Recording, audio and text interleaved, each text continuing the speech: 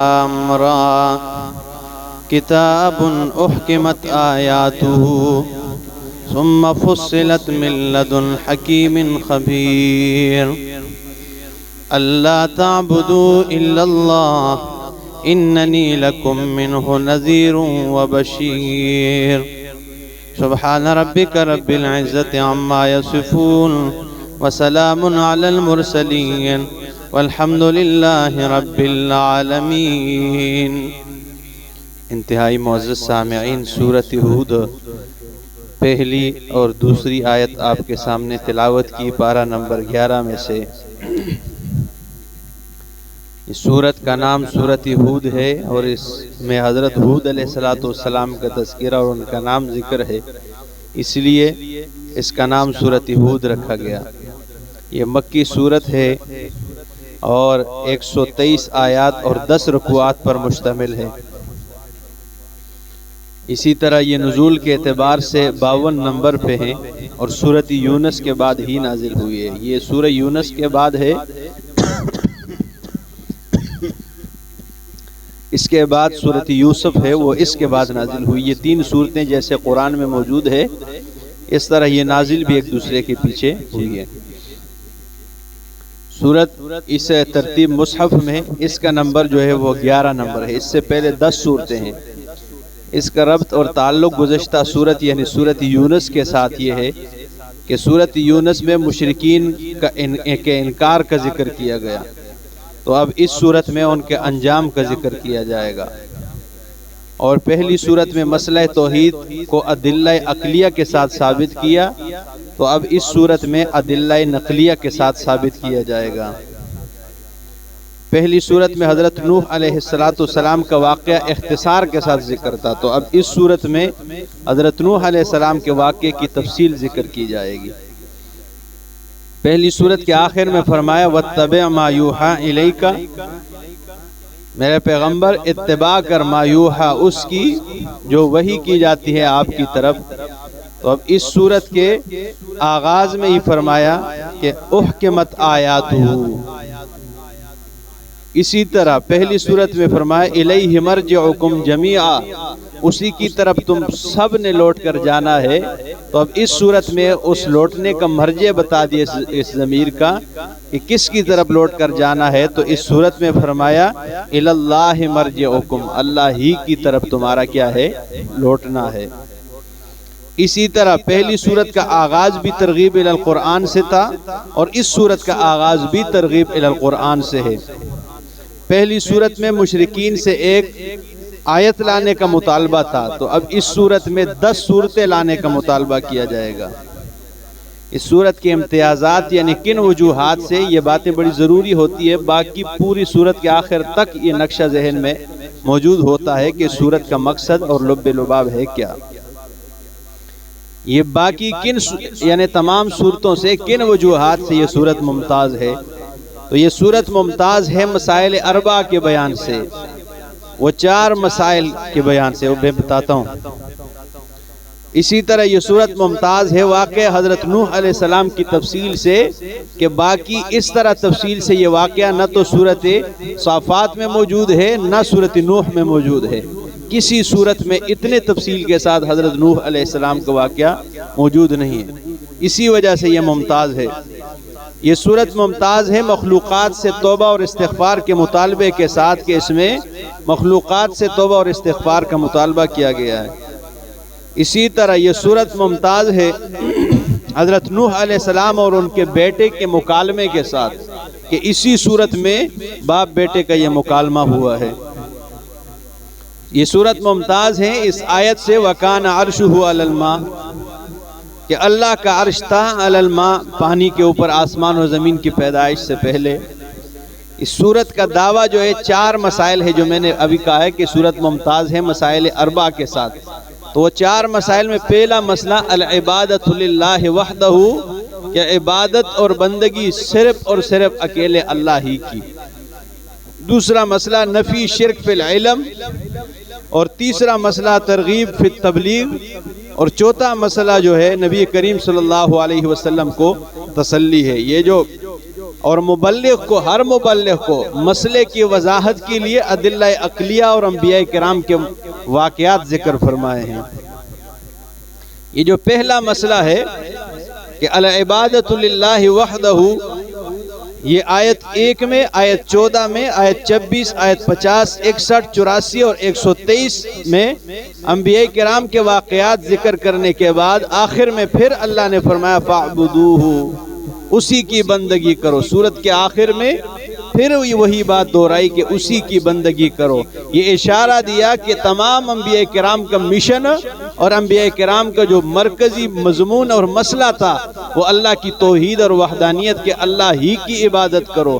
تو جب انبیاء کرام تمام کا مسئلہ مرکزی یہی تھا کہ اللہ کی بندگی کرو، اور انبیاء خود بھی اللہ کی بندگی کرنے والے تھے، تو لوگوں تم بھی اللہ ہی کی بندگی کرنے والے کیا ہو جاؤ، بن جاؤ۔ اور جو دوسرا مسئلہ ہے اس کی وضاحت آیت 5، 6، آیت 31، 47، 49، 57 اور 75 آیت میں موجود ہے اسی سورت کی۔ اور یہ جو تیسرا مسئلہ ہے اس کی وضاحت آیت 12 اور آیت 123 میں موجود ہے۔ اور چوتھا مسئلہ آیت 12 میں فرمایا فَلَعَلَّكَ تَارِكٌ، اب یہاں سے جناب رسول اللہ صلی اللہ علیہ وسلم کو تسلی شروع ہے۔ تو آئیے جی فرمایا سوارا یہ صورت کے ایک نچوڑ ہوا کرے، یہ صرف اور صرف اشاعت و توحید والے بتائیں گے، یہ اور کوئی نہیں بتا سکتا ہے۔ الحمدللہ ہمارے مشائخ نے اتنی محنت کی ہے کہ اس حقیقت کا انکار نہیں کیا جا سکتے، اس لیے ہم بار بار کہتے ہیں۔ فرمایا الف لام را، یہ حروف مقطعات میں ان کا مراد اللہ ہی جانتا ہے۔ کتابون، یہ عظمت والی کتاب ہے، شان والی کتاب ہے۔ احکمت آیاتہ، جن کی آیتیں محکم بنا دی گئی ہے، مضبوط کر دی گئی ہے، محکم بنا۔ یا احکمت آیاتہ، اس کی آیتوں میں اتنی حکمتیں اللہ نے رکھ دی ہے کہ ہر عالم مختلف حکمتیں سمجھتا ہے اور بیان کرتا ہے، نکھار پیدا ہوتی رہتی ہے، ٹھیک ہے نا۔ ہر عالم مختلف قسم کی حکمتیں، ٹھیک ہے نا، ہر آیت میں نکال کے لوگوں کے سامنے رکھتے ہیں، استنباط کر کے۔ تو فرمایا کتاب، یہ عظمت والی کتاب ہے، احکمت آیاتہ، جن کی آیتیں محکم بنا دی گئی ہے۔ ثم فصلت، پھر اس کی تفصیل کی گئی ہے، من لدن حکیم خبیر، اس حکیم خبیر خبردار ذات کی طرف سے۔ یہ ایسے اس کی تفصیل کی گئی ہے اور ہر بندے کو سمجھ آ جاتی ہے، ٹھیک ہے نا۔ ہاں میں نے کل جمعے کے بیان میں بھی پرسوں کہا تھا کہ یہ کتاب، ٹھیک ہے نا، لوگوں کو دور کرنے کے لیے کچھ لوگ ایسے، ٹھیک ہے نا، وہ جی یہ مولویاں دی کتاب ہے، وہ سمجھنے، ٹھیک ہے نا، آپ کیا سمجھتا، آؤ ہمیں اور آپ یہ پڑھتے ہیں، ٹھیک ہے نا۔ یہ بات نہیں ہے، قرآن کہتا ہے یہ سورتیں قمر ہے۔ فرمایا وَلَقَدْ يَسَّرْنَا الْقُرْآنَ لِلذِّكْرِ فَهَلْ مِن مُدَّكِرٍ، اور ہم نے قرآن کو آسان بنایا ہے، لِلذِّكْرِ، نصیحت حاصل کرنے کے لیے، فَهَلْ مِن مُدَّكِرٍ، آیا ہے کوئی نصیحت حاصل کرنے والا۔ اس صورت میں بار بار 2-3 آیتوں کے بعد یہ آیت آتی ہے، ٹھیک ہے نا، 4-5 مرتبہ یہ وَلَقَدْ يَسَّرْنَا الْقُرْآنَ لِلذِّكْرِ، ہم نے قرآن کو بڑا آسان بنایا ہے نصیحت حاصل کرنے کے لیے۔ فَهَلْ مِن مُدَّكِرٍ، آیا ہے کوئی نصیحت حاصل کرنے والا، ہے کوئی نصیحت حاصل کرنے والا، ٹھیک ہے نا۔ تو قرآن آسان ہے بھائی۔ تو فرمایا ثم فصلت، پھر تفصیل کی گئی ہے، من لدن حکیم خبیر، اس حکیم حکمت والے ذات، خبیر خبردار ذات کی طرف سے۔ اور وہ مسئلہ کیا ہے؟ فرمایا اللہ تعبدوا الا اللہ، قرآن کا مرکزی مسئلہ اور مضمون یہی ہے کہ اللہ تعبدوا الا اللہ، کہ بندگی نہ کرو الا اللہ، مگر اللہ کی بندگی کرو، اللہ کے علاوہ کسی کی بندگی نہ کرو، ٹھیک ہے نا۔ تو اس آیت سے قرآن کریم کے مضمون کا بھی پتہ چل گیا اور قرآن کے موضوع کا پتہ چلا کہ قرآن کا مین جو موضوع ہے وہ اللہ کی توحید ہے، کیونکہ اللہ فرماتے ہیں احکمت آیاتہ ثم فصلت من لدن حکیم خبیر، اس کی آیتیں محکم بنا دی گئی، مضبوط بنا دی گئی، پھر اس کی تفصیل کی گئی ہے۔ تو تفصیل میں کیا مسئلہ ہے؟ فرمایا اللہ تعبدوا الا اللہ، یہ کہ ہرگز تم بندگی نہ کرو مگر اللہ کی بندگی کرو۔ اننی لکم منہ بے شک میں تو اس کی طرف سے تمہارے لیے نذیر و بشیر، ڈر سنانے والا ہوں، و بشیر خوشخبری سنانے والا ہوں۔ اللہ کے رسول صلی اللہ علیہ وسلم فرماتے میری ڈیوٹی یہ ہے، میرا کام یہ ہے کہ میں تو ڈر سناتا ہوں، عذاب اللہ کے عذاب سے تمہیں ڈراتا ہوں اور جنت کی خوشخبریاں تمہیں سناتا ہوں مسئلے تسلیم کرنے والوں کو۔ وَأَنِ اسْتَغْفِرُوا رَبَّكُمْ، اور یہ کہ استغفار کرو اپنے رب سے، ثُمَّ تُوبُوا إِلَيْهِ، پھر اسی کی طرف توبہ کرو، يُمَتِّعُكُمْ مَتَاعًا حَسَنًا، وہ تمہیں فائدہ دے گا، متاعًا حسنا، فائدہ بہت اچھا، إِلَىٰ أَجَلٍ مُّسَمًّى، ایک وقت مقرر تک، وَيُؤْتِ كُلَّ ذِي فَضْلٍ فَضْلَهُ، اور دیتا ہے وہ ہر فضل والے کو اپنا فضل عطا کرتا ہے۔ اور تقریباً تمام مفسرین نے فضل کا معنی کیا ہے، وَيُؤْتِي كُلَّ ذِي فَضْلٍ، اور دیتا ہے ہر موحد کو فضلہ، اپنی توحید کا علم دیتا ہے، اپنی توحید کی سمجھ عطا کرتا ہے۔ اور اب آپ کہیں گے کہ فضل کا معنی توحید کہاں سے؟ یہ سورۃ یوسف میں حضرت یوسف علیہ السلام مسئلہ بیان کرتے ہوئے فرماتے ہیں، آخر میں مسئلہ توحید بیان کرتے ہیں اور اس کے بعد فرماتے ہیں ذالک فضل اللہ،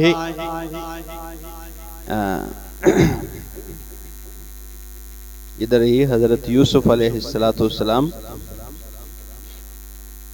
یہ مسئلہ توحید بیان کرتے ہیں اور اس کے بعد فرماتے وَاتَّبَعْتُ مِلَّةَ آبَائِي ابراہیم، اور میں اتباع کرتا ہوں اپنے ابا و اجداد کے دین حضرت ابراہیم علیہ السلام و اسحاق، اور حضرت اسحاق علیہ السلام کے دین کے، وَيَعْقُوبَ، اور اپنے باپ حضرت یعقوب علیہ السلام کے، مَا كَانَ لَنَا أَن نُشْرِكَ بِاللَّهِ، نہیں ہے ہمارے لیے کہ ہم شرک کریں اللہ کے ساتھ، من شیء کچھ بھی، ذالک فضل من فضل اللہ علینا، یہ اللہ کا ہمارے اوپر فضل ہے کہ ہمیں توحید عطا کر دیا ہے، ٹھیک ہے نا؟ تو فرمایا ذالک من فضل اللہ علینا وعلی الناس ولکن اکثر الناس لا یشکرون، لیکن اکثر لوگ شکر ادا نہیں کرتے کہ یہ توحید کتنی بڑی دولت ہے جس سے اللہ نے ہمیں نوازا ہے۔ حضرت یوسف علیہ السلام فرماتے ہیں یہ اللہ کا فضل ہے، تو فرمایا وَيُؤْتِ كُلَّ ذِي فَضْلٍ، اور دیتا ہے ہر موحد کو فضلہ، اپنی توحید کی سمجھ، وَإِن تَوَلَّوْا، اور اگر تم وہ پھر گئے، فَإِنِّي أَخَافُ عَلَيْكُمْ، پس میں ڈرتا ہوں تمہارے متعلق، عذاب یوم کبیر، اس بہت بڑے دن کے عذاب سے ڈرتا ہوں۔ اگر پھر گئے نا مسئلے سے، میں ڈرتا ہوں کہ تم پہ اس بڑے دن کا عذاب مسلط نہ ہو جائے۔ اچھا، الاللہ مرجعکم، اللہ ہی کی طرف تمہارا لوٹ کر جانا ہے، وہو علی کل شیء قدیر، وہ ہر چیز پر قدرت والا ہے۔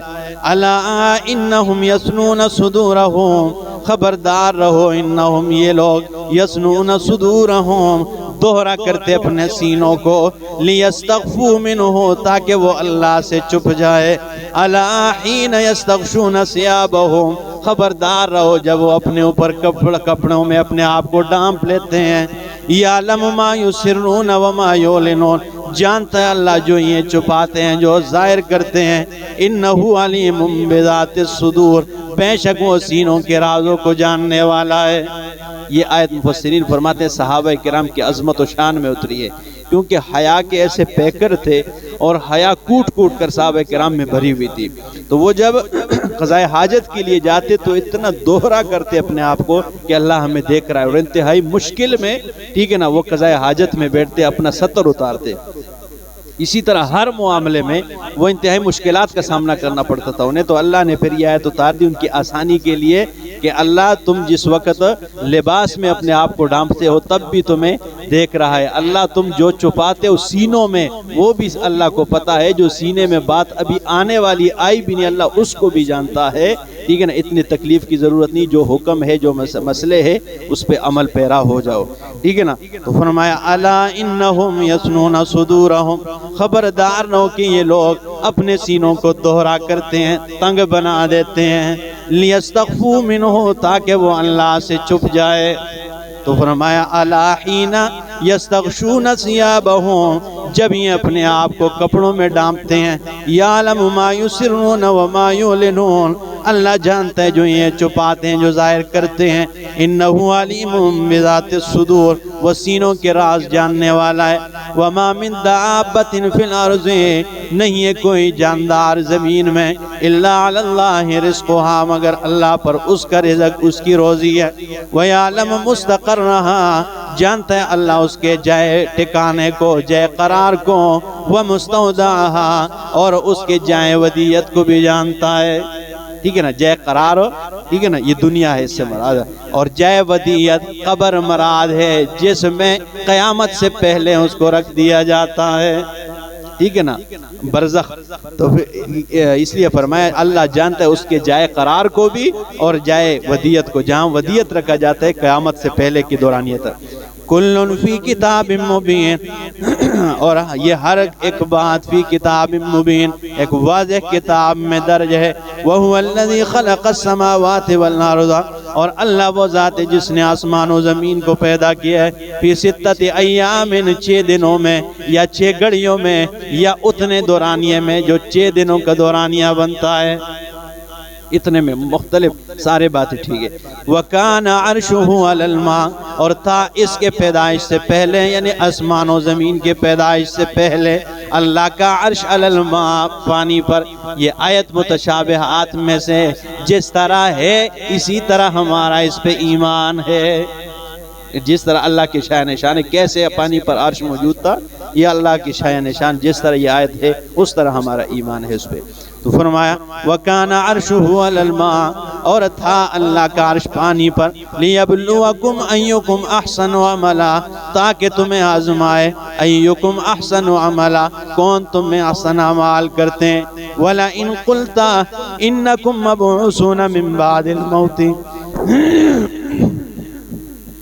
بہرحال جی یہ تھوڑی تفصیل ہے، یہ یہاں سے اگلے درس میں اللہ پاک عمل سمجھنے اور عمل کی توفیق عطا فرمائیں۔